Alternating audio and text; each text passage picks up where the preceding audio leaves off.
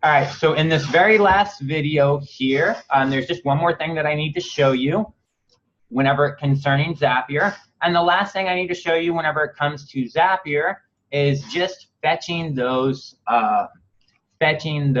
ascending invoices whenever people pay those ascending invoices. So this one's going to be really short because it's very, very similar to the product invoices and the general invoices. So you're just going to check ascending invoices. You're going to pick your Invoicing You account. You probably want to have as many as I do.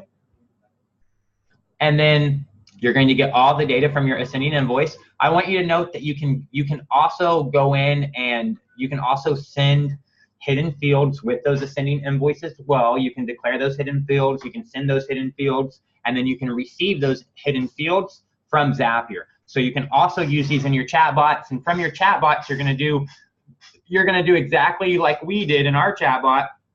You're just gonna create a dynamic link so that this dynamic variable changes for every single one of your users. So every single one of your users, they're going to go to the same invoice, but the data that's sent to that invoice is going to be different for each one. Specifically, it's going to be their individual chatbot ID so that you can get a notification back inside the chatbot that they have purchased that ascending invoice, all right?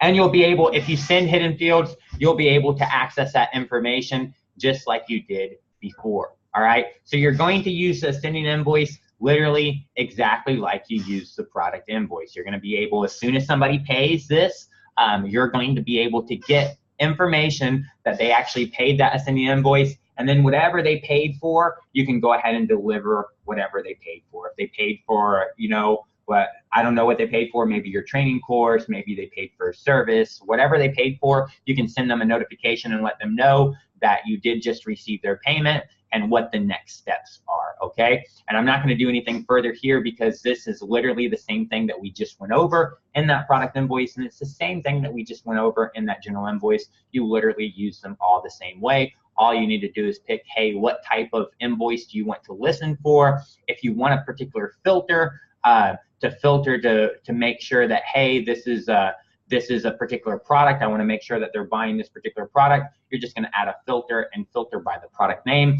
and then you're going to do whatever you want to do afterwards. And what I've been doing is sending information back in my chatbot. But just know, if you want to get notification whenever people pay those ascending invoice, you're just going to pick our ascending invoice trigger from the Zapier integration.